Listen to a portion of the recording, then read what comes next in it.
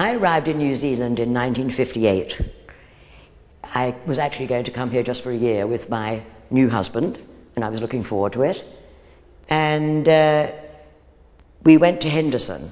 Well, you can imagine, after living in the centre of London and working in the centre of London in Kensington, living in Henderson really was quite a shock for me.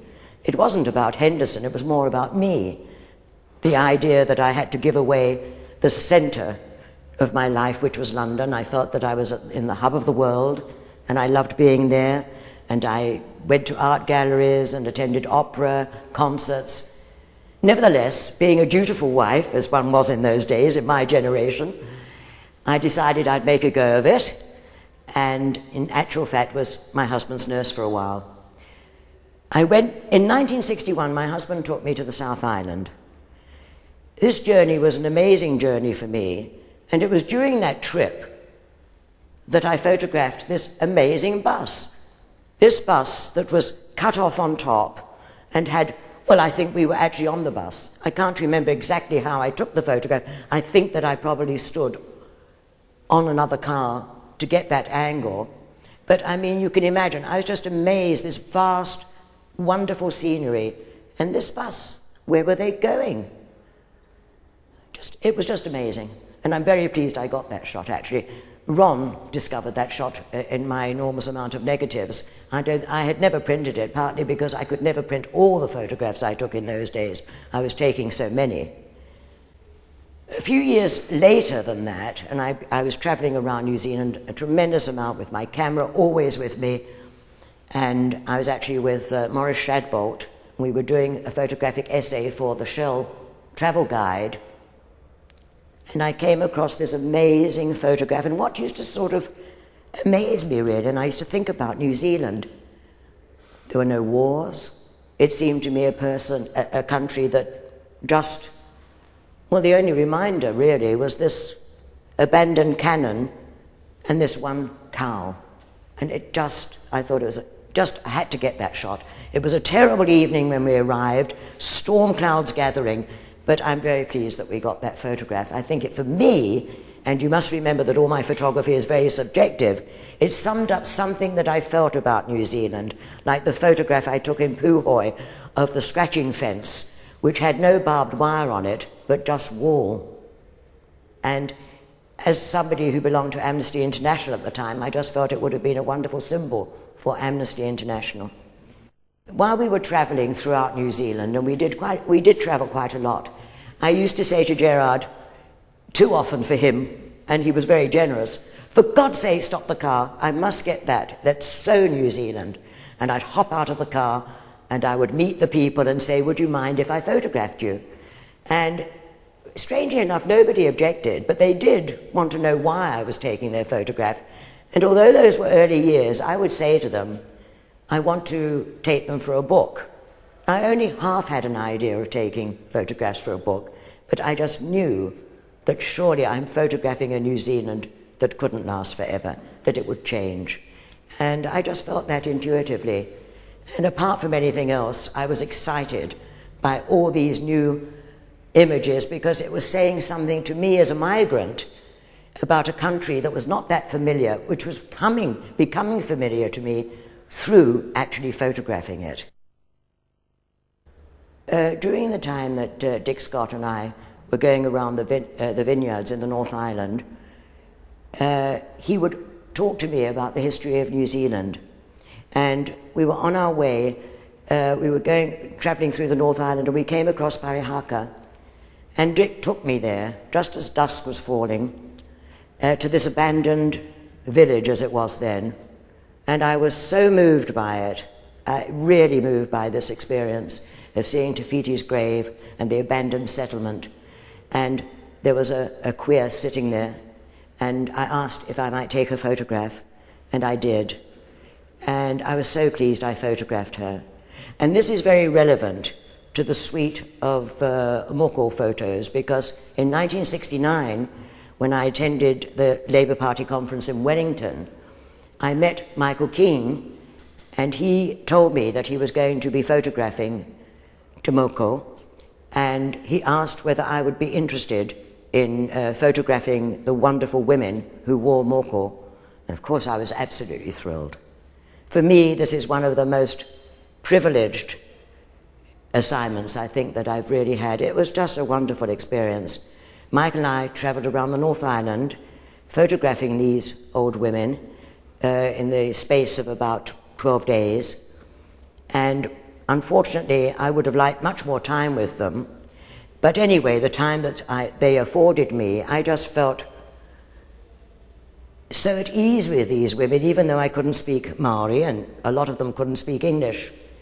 For me, they really reminded me of the matriarchs of my Jewish youth.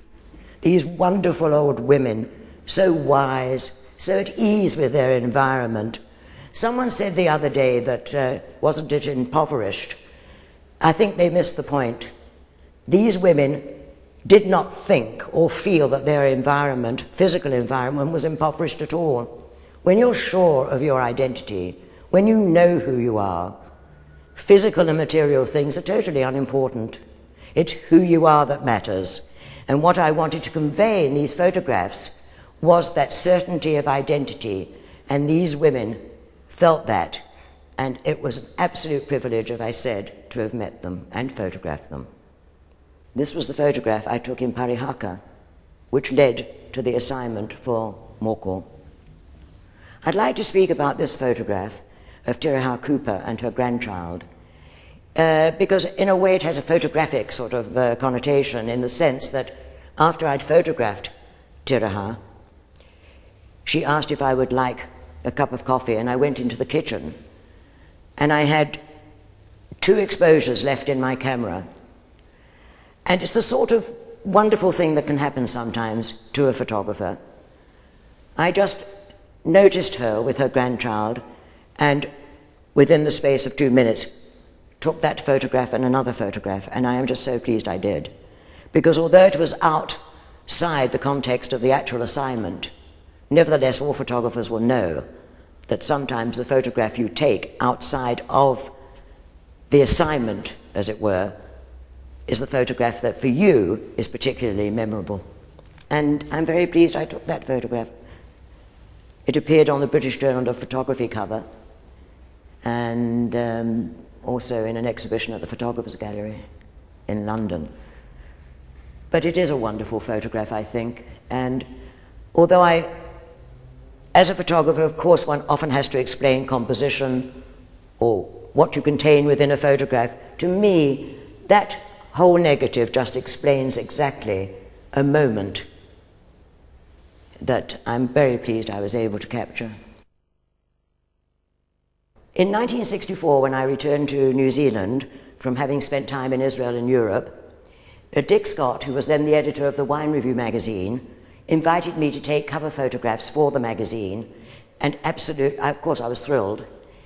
And it enabled us to travel to all the young vineyards throughout the North Island to photograph the beginning, really, of the wine industry. We had no idea then that wine would become such an amazing, accepted part of New Zealand, and also exporting. This first photograph that I took in Green Meadows Vineyard was of Brother Sylvester and the other young priests actually gathering a wonderful grape harvest. And I was just taken by this amazing vineyard. And Brother Sylvester, of whom I took many photographs, was just an amazing man. And we traveled around the North Island to various other vineyards, and many of the photographs were used on the cover of Wine Review magazine. The first wine festival was held in Henderson. Now, I lived in Henderson, and I used to actually visit the orchards and the vineyards, not just for sipping a glass of wine, but because I just loved being amongst the Yugoslavs. I felt at home with them. They reminded me of my European background. I enjoyed the warmth of their hospitality, and naturally I focused on the young Yugoslav dancers at the first wine festival in Swanson, I think it was. I think it has been quite well documented that the very first photograph I took was in Myers Park in 1960 of a protest against the All Blacks going to South Africa. It mattered to me. I'd only just arrived in New Zealand. I was a very political person. I'd been very involved in sort of social justice in England, and it was quite natural that I would go to this protest. I had my camera with me, and I photographed it. When I look at the images taken then, I realize there's a certain innocence about them. I could not have understood, and I don't think many people would realize, that 21 years later, we would have the 1981 protests, which, in a sense, changed the face of protest. I'd been photographing over 21 years, and I think I'd like to give a little anecdote here about what happened to me in 1981.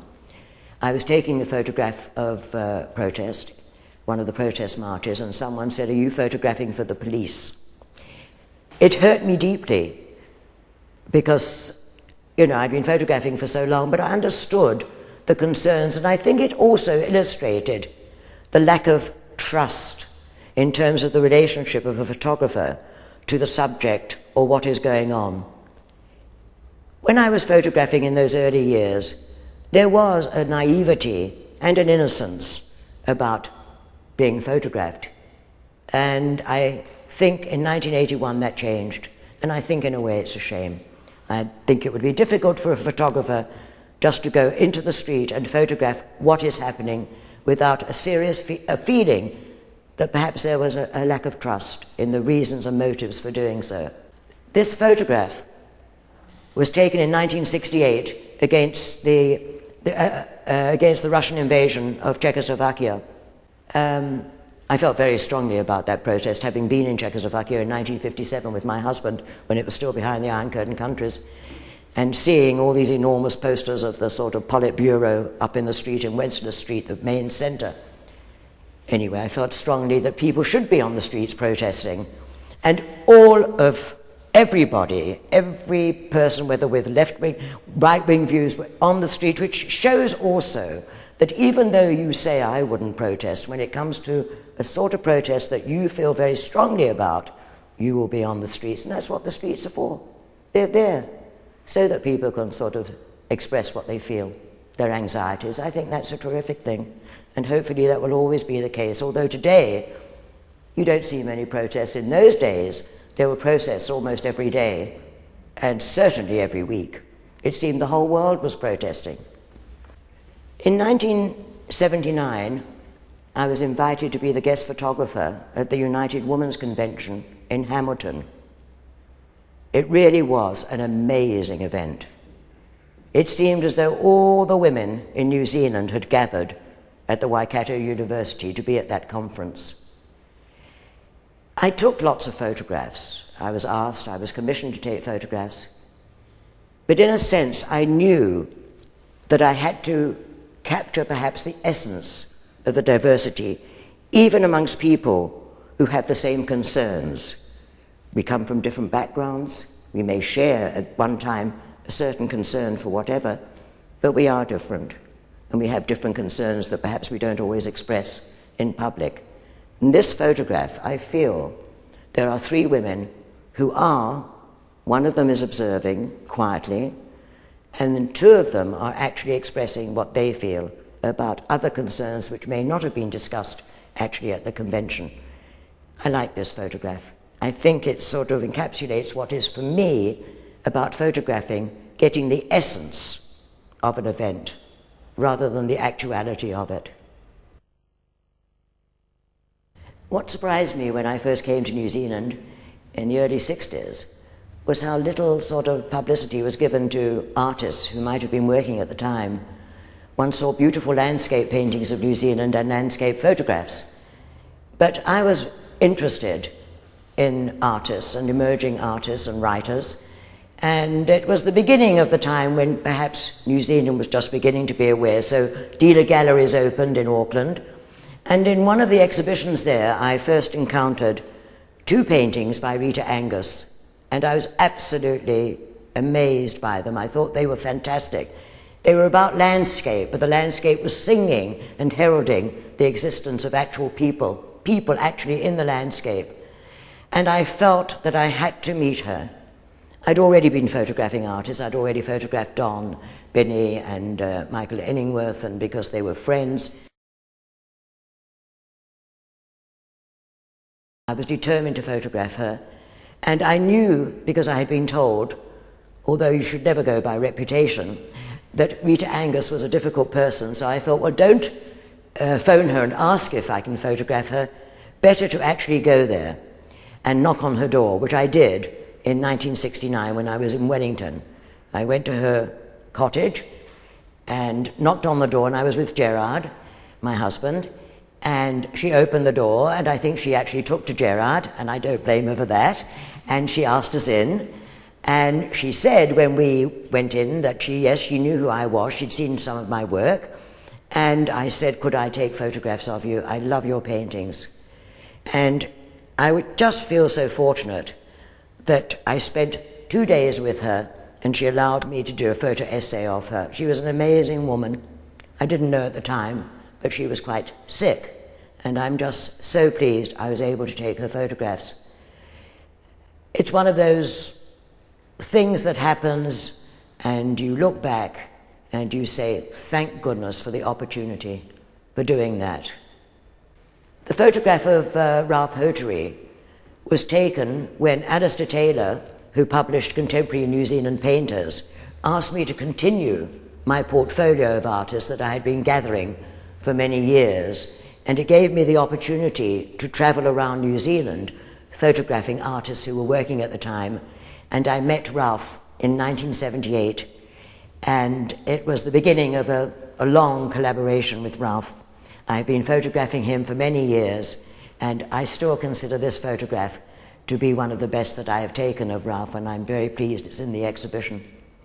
And I also feel very grateful that I've had the opportunity to photograph New Zealand artists who were working during those years, and that today they are given the recognition that they all deserve.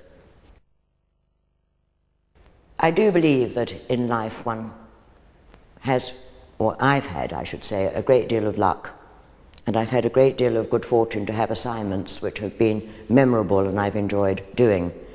And one such assignment was when I was asked by Anthony Hooper to accompany him and an epidemiology unit to the Tokelau to take photos for the anthropological department of the Auckland University. An amazing thing to do, really. It was a very isolated place, Tokelau, and I found myself on Whakaofa in Tokelau for 6 weeks, and it fascinated me. Here was a society in which tourists were not welcome, in fact didn't go.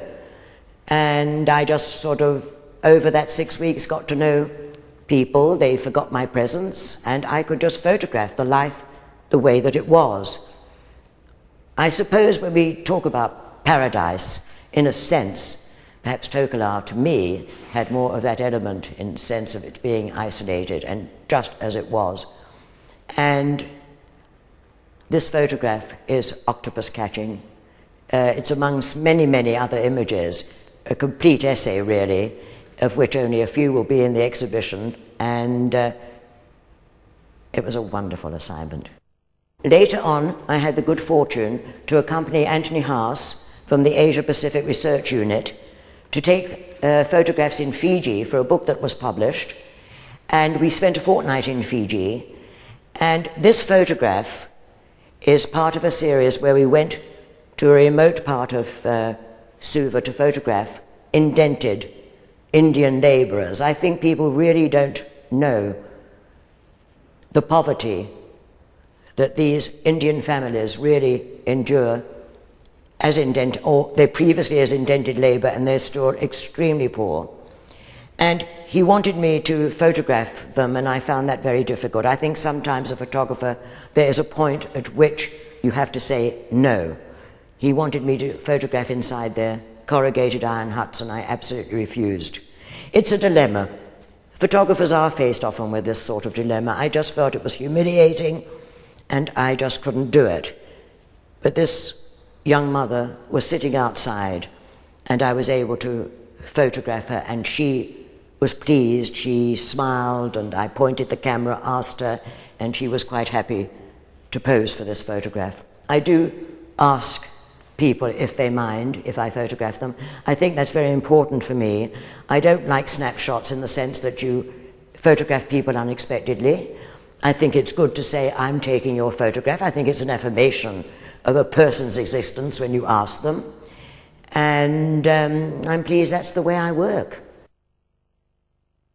When the State of Israel was declared in 1948, like many other young Jewish people around the world, I felt a sense of sort of, at last, the Jews have a homeland, a place where they can go and not feel that they will have to suffer persecution. For every Jewish person, it was a feeling of hope for the future. And everybody who lives in the diaspora will understand what it is like to feel that a place is yours and you can feel secure in it. In 1957, when Jared and I were traveling through Europe on our honeymoon on a scooter, at the end of the travels through Europe, we took our scooter to Israel because we wanted to give it to a friend then who was opening up the desert to agriculture. And on the Theodor Herzl, we saw and met many Jewish migrants who were going to a new life. In a way, the idea of a young boy on the deck with lots of suitcases can almost be thought of as a cliche, but in fact it wasn't a cliche, it was a reality, and that's just the way it was, and I was very touched by it enough to take a photograph. In 1963, Jared and I went back to Israel, thinking perhaps that we might migrate there, and in order to do that we needed to learn the language. And so we went to an Orpan, which is a school for learning Hebrew in Beersheba. And while in Beersheba, I was able to photograph the Bedouin. They had this early morning market, which was a wonderful thing to observe. And also during that time, in May, I went to the Independence Day celebrations in Jerusalem. Now, in 1963, Israel was still a very young country. There was a tremendous feeling of idealism and hope and joy about what the possibilities and how Israel could develop in those days. Visitors were welcomed with open arms. It was a young pioneering country, not unlike, I suppose, in a way, New Zealand. People were doing things for themselves, and I think what amazed me was that the whole country had so many Jews. I had never met so many Jewish people from different ethnic backgrounds as one did and still does in Israel. The idea of female soldiers was still, and always is, and still is, very interesting. They are used usually in sort of non-combative sort of situations. But this photograph of Israeli women, soldiers, holding guns so casually, I was just struck by it. And in a sense, it sort of also conveyed to me that really it's a shame that one has to actually be called up at all for military service, because what Israelis want, as much as anybody else does in any other country, they want to live in a peaceful environment. And that, traveling through Israel in those days, I just felt I had to capture something of what I felt about this marvelous young country, and I'm glad that I have. And it's, of course, a very personal odyssey too. Being Jewish, I needed to do it. I do feel I would like to explain, as a photographer, what it is that matters to me most. People. I must photograph people. I observe and I see. I can take photographs every day. And it's a sort of idea that we are in this world together. It's amazing, really, how we coexist with each other. We're all so different. And in a way, it's wonderful when you see that we can actually be with each other. As the eye of the photographer, it's an intuitive thing. I can see a photograph, I can see an idiosyncratic thing, the relations of people to each other. Mostly, I see light, in a sense that, like probably every other photographer, the very first photograph I ever took was probably of a spider's web, the light behind it. You can't help sort of being taken by that. Light means a lot to me. Available light means everything to me. I prefer not to use flash. I hardly ever use it. except if it's needed for a portrait quickly in a given time. The use of light matters to me very much. Being in the dark room, printing, I love printing. Really, my photography is about photographing people.